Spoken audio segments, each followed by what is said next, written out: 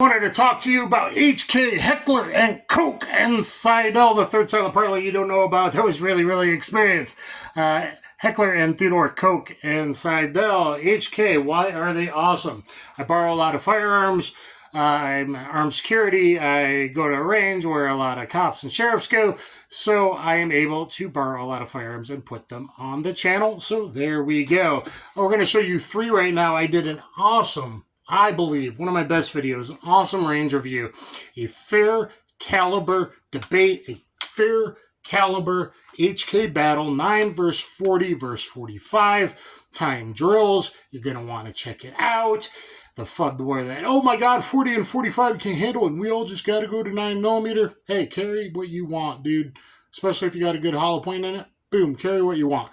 But it's not all the same. Yeah, I can show you from my modern meat target tests, ballistics tests, different sizes, how big they get, and all of that going to cause faster diastolic pressure loss, BP loss, which is how you stop a bad guy outside of a CNS, or more likely to hit that aorta, nick that vein there, or, nick the spine, etc. So I borrow a lot of pistols. Here's our friend's P2000 in 9mm.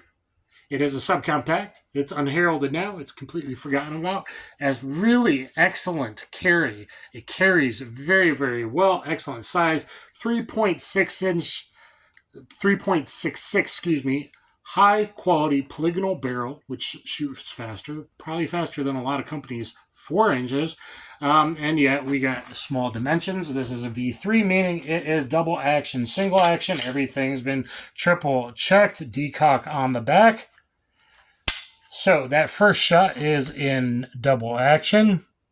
Long but fairly smooth. It does kind of stack at the end there.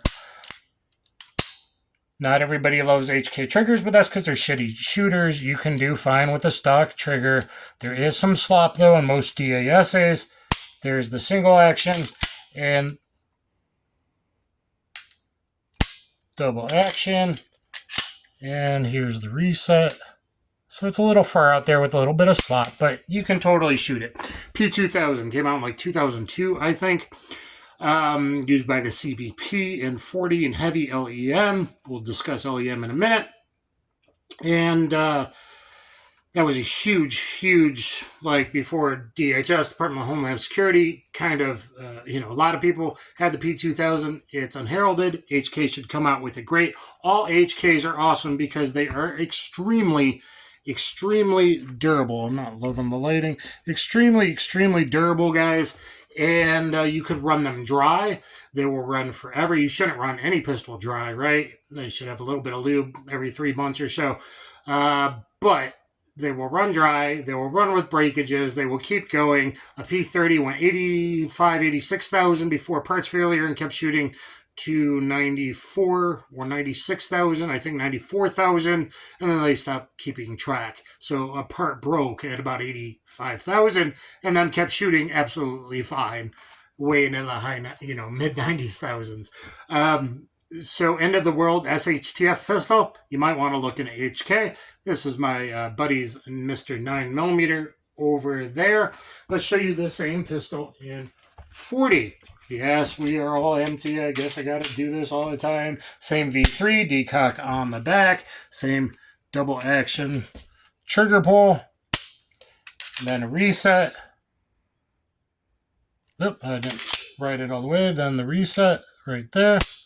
And the single action is not bad, guys. The double action, you just have to become a better shooter and know how to, hold a pistol in a proper friggin' grip and extend. It does need a little bit of tape there for a memory pad, but a good forearm rolling in, recoil controlling grip. You're going to want to see how well the 40 and 45 compare to the 9. Yes, this video is going to break the internet, I hope, because you guys just need to do some damn push-ups and learn how to actually control recoil and how to grip a pistol and keep it steady. Whether it has a double action pull or not, whether it's in 40 or 45. Oh my God, the crazy recoil. No, I put it on a timer. these are the exact same pistols, other than this has a excess big dot because I'm getting old and my eyes want to be able to see something as I get older. Excess big dot, and took me a couple range sessions. I was shooting it a little low, but now this is going to be my 40 carry choice. Again, durable, reliable, high quality, nothing gonna beat it. Now, it is a little slick. It could use a little bit more grip texture. It could use an update. HK should come out with a P2025 being better grip texture, maybe something already done there, accelerator cut, memory pads, and if you can make it red dot ready, optics ready, that would be awesome. Make a P2025 because they are absolutely awesome. Awesome carry guns. Now let's look at the big boy. MT. Let's look at the big boy, HK45C. This is the light LEM version. What is the LEM version? Law Enforcement Modification, which is basically a light double action only that is super, super light in the trigger take-up, okay? So it's long for safety and people management, which would be better for law enforcement. So here, take up to a wall. So there's actually an internal hammer there. Take up to a wall, and then okay, and then it would cycle, and then we're back at a pretty nice short rapid fire reset. You're done. Bad guy's down. Cover him. Let out all the way, and hey, you're reset to that nice long safe. Here, light LEM, this is light LEM, is amazing. You either love it or hate it. It does take some people a little while. It didn't to me. I'm like awesome with this. I've done some great stuff with this.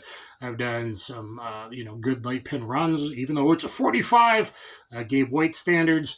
Super, super reliable.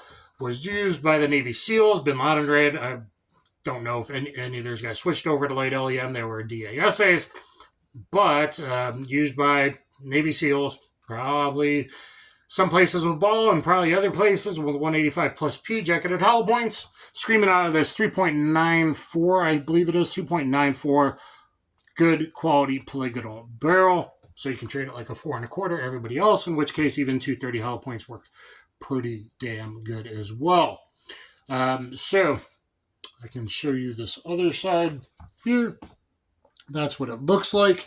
Now, it's a little bit just kind of thick, a little bit heavy, but not too heavy. I don't have any 8-round magazines. I got the 10-round elephant shoe magazine, which when thinking about it, I do have a separate video on that. That's probably good if you're climbing a ladder on a huge ship and it's wet and it's pouring, raining, and there's swells.